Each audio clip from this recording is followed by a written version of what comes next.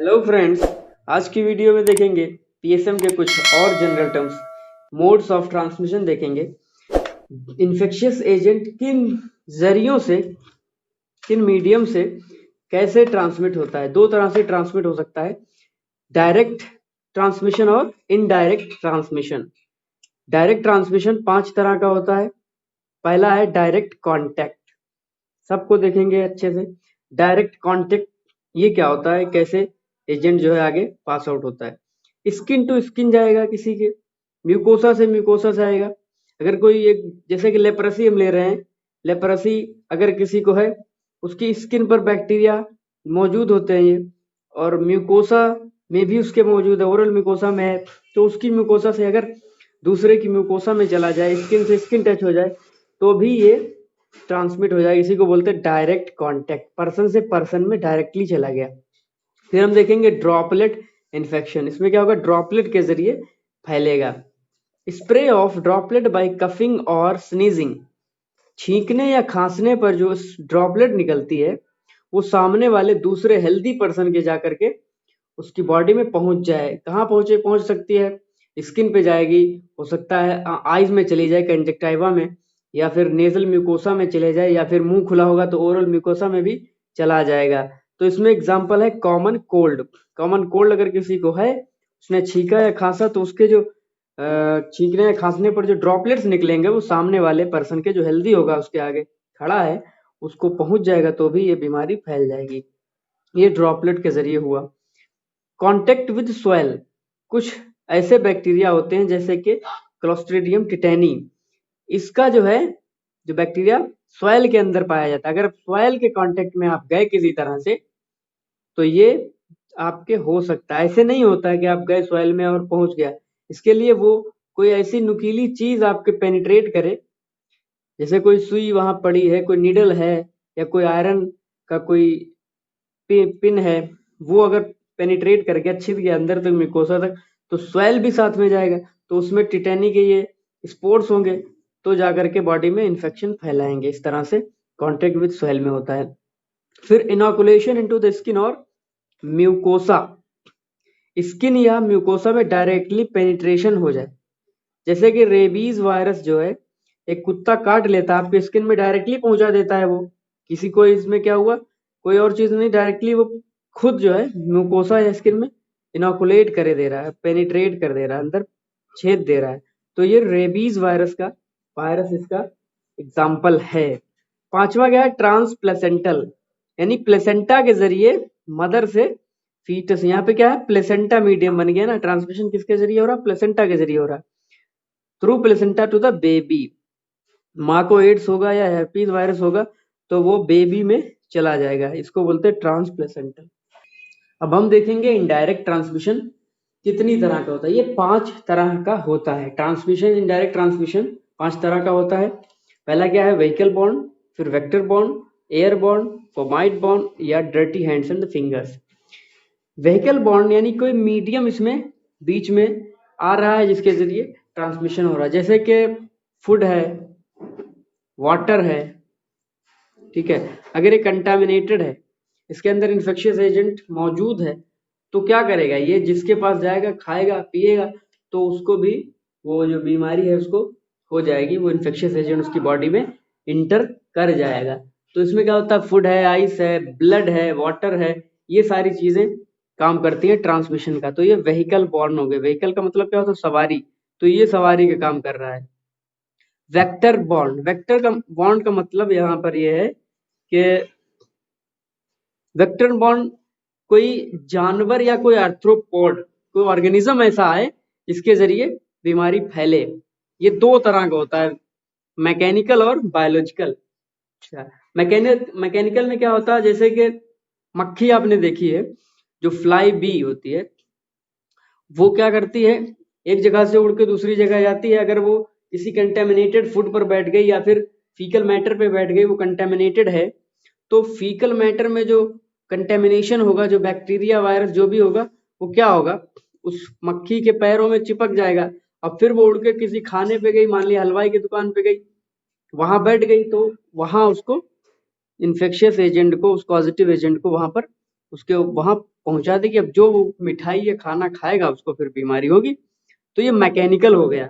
इस तरह से मैकेनिकल में एक चीज ये होती है, जो चीज फैला रही है बीमारी, उसके अंदर वो एजेंट ना मल्टीप्लाई करेगा, मल्टीप्लाई नहीं करेगा, ठीक है, जितना है वो उतना ही रहेगा। मैकेनिकली सिर्फ ट्रांसमिट कर रहे हैं, उसके अंदर उस एजेंट घुसता, एंटर करके उसके अंदर नंबर नहीं बढ़ेगा, ना इसमें कोई चेंजेस आएंगे, जैसा का तैसा दूसरी जगह पहुंच जाएगा। बायोलॉजिकल क्या होता है, बायोलॉजिकल वाले में बायोलॉजिकल वेक्टर वो होता है जिसके अंदर जो इन्फेक्शियस एजेंट है वो एंटर करेगा, मल्टीप्लाई करेगा, ठीक है। तो इसमें ये मल्टीप्लाई करेगा, चेंज होगा, उसका फॉर्म में बदलाव होगा, फिर आगे जाएगा। ये भी 3 तरह का होता है, ये भी 3 तरह का होता है, मैं आपको बता दूं, ठीक है। ये 3 तरह का होता है बायोलॉजिकल जो व्हीकल वेक्टर होता है, सॉरी, वो 3 तरह का हो सकता है। प्रोपेगेटिव, साइक्लो प्रोपेगेटिव और साइक्लो डेवलपमेंटल। ये क्या होता है, बहुत मुश्किल नहीं है, आसान है। प्रोपेगेटिव मतलब ऐसा वेक्टर जिसके अंदर जो, हाँ सॉरी, जिस वेक्टर के अंदर जो इन्फेक्शियस एजेंट है, इन्फेक्शियस एजेंट की बात चलेगी, उसका मल्टीप्लिकेशन बहुत कम होगा। यहाँ क्या होगा, मान लिया कोई बैक्टीरिया वायरस है, किसी वेक्टर के अंदर गया तो उसके अंदर मल्टीप्लिकेशन उसका कम होगा और उसकी फॉर्म में कोई बदलाव नहीं होगा। फॉर्म का क्या मतलब होता है, फॉर्म का ये मतलब होता है किसी भी जो बैक्टीरिया वायरस फंगस होता है, कई तरह के फॉर्म में वो अपनी बॉडी, वो सॉरी, उसकी जो लाइफ होती है बढ़ती है। जैसे पहले स्पोर होगा, फिर उसके बाद और बढ़ेगा, लार्वा बनेगा, फिर एडल्ट बनेगा, तो इस तरह से होता है। तो कह रहे हैं कि इसमें उसकी जो फॉर्म होगी, अगर वो मान लिया लार्वे के स्टेज में किसी एजेंट के अंदर, किसी वेक्टर के अंदर आया, तो वैसा का वैसा रहेगा और मल्टीप्लिकेशन होगा उसका, लेकिन बहुत कम होगा प्रोपेगेटिव में। साइक्लो प्रोपेगेटिव का मतलब ये हुआ कि इस एजेंट का जो नंबर होगा वो बढ़ेगा और उसका चेंज फॉर्म भी चेंज होगा। जैसे मलेरिया, मलेरिया में क्या होता है, जो मलेरिया मलेरिया में आपने पढ़ा होगा पहले छोटी क्लासेस में, उसमें बताते हैं पूरा साइकिल, उसकी जो लाइफ साइकिल होता है वो बैक्टीरिया के, उसके सॉरी, मच्छर के अंदर कैसे कैसे बढ़ती है। तो उसका क्या होता है, फॉर्म भी बदल रहा होता है अंदर, और उसका नंबर भी मल्टीप्लाई भी कर रहा है और उसका फॉर्म भी बदलता है। तो ये साइक्लो प्रोपेगेटिव होता है। साइक्लो डेवलपमेंटल टाइप का क्या होता है, साइक्लो डेवलपमेंटल में एजेंट जो है, एजेंट क्या करेगा, सिर्फ डेवलप होगा, इसमें मल्टीप्लिकेशन नहीं होगा। मल्टीप्लिकेशन है संख्या, जो नंबर होगा वो नहीं बढ़ेगा, ये सिर्फ अपने आप को डेवलप करेगा, जो उसके लाइफ के स्टेजेस हैं वो बड़ा पार करेगा और बड़ा होता चला जाएगा, मैच्योर हो जाएगा। ये किसमें होता है, माइक्रोफाइलेरिया इन द मॉस्किटो। ये जो माइक्रोफाइलेरिया होता है, जो फिलेरिया कॉज करता है, ये क्या करता है, डेवलप करेगा मॉस्किटो के अंदर, ये अपने आप को जो है मल्टीप्लाई वहां नहीं करता है। तो 3 तरह के बायोलॉजिकल वेक्टर हो गए। तीसरा है हमारा एयर बॉन्ड। 2 हो गए ऊपर के, पहला व्हीकल बॉन्ड था, वेक्टर बॉन्ड है, अब ये एयर बॉन्ड। एयर बॉन्ड का मतलब है हवा से बीमारी जो है फैलना। ड्रॉपलेट न्यूक्लियाई के जरिए हो सकता है और डस्ट के जरिए हो सकता है। ड्रॉपलेट न्यूक्लियाई कैसे फैलाता है, अभी आपने इससे पहले वाले में, डायरेक्ट वाले में पढ़ा, कोई छींकता है तो डायरेक्ट से डायरेक्ट पहुंच गया। आप सोच रहे होंगे ये तो वही चीज है, ये वही चीज नहीं है।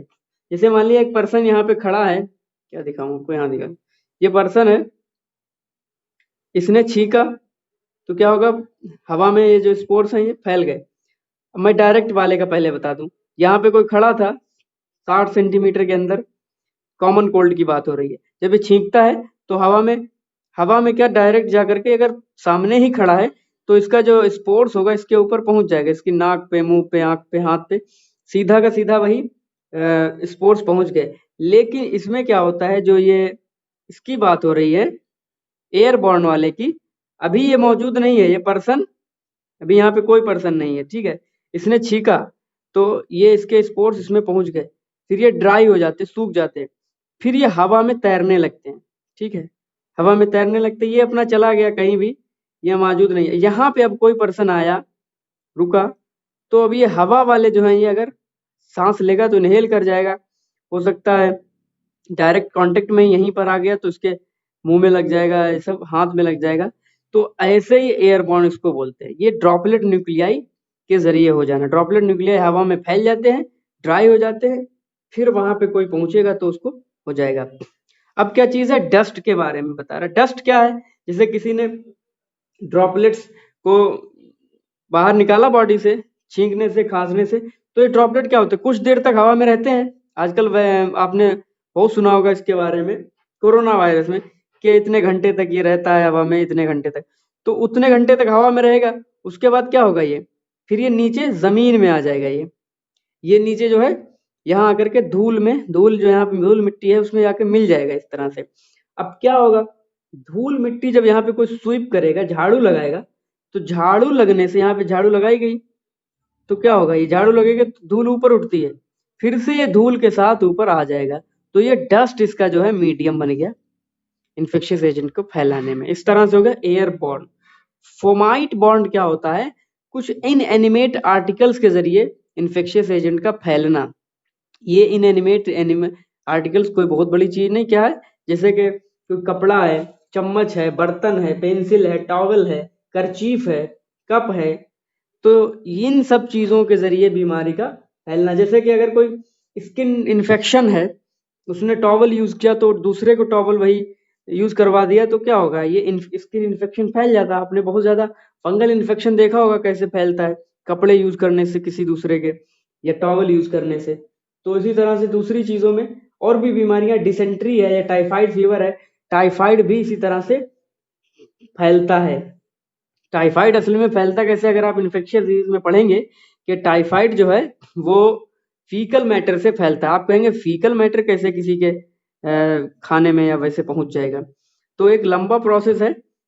लंबा कुछ नहीं है, जैसे फीकल मैटर है, किसी ने हाथ नहीं सही से धुले तो उसके हाथ में लग जाएगा, फिर आके उसने खाना खाया तो उसके बर्तन में लग जाएगा, तो बर्तन में वैसे किसी और ने खा लिया, दूसरे को भी हो जाएगा। तो इस तरह से फैलता है।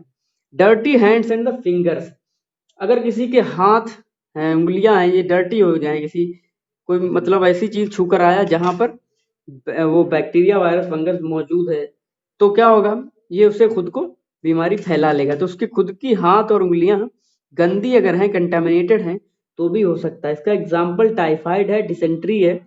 अभी मैंने आपको बताया टाइफाइड कैसे फैलता है। फीकल मैटर को आपने वॉशरूम जाने के बाद हाथ नहीं धुलेंगे साबुन से, तो क्या होगा, वो हाथ में लगा रहेगा बैक्टीरिया, तो फिर वो आपके हाथ कंटेमिनेटेड रहेंगे। आप फिर उसके बाद जो भी खाना पानी किए करेंगे तो आप जो है उससे बीमार हो जाएंगे। आज के लिए इतना ही।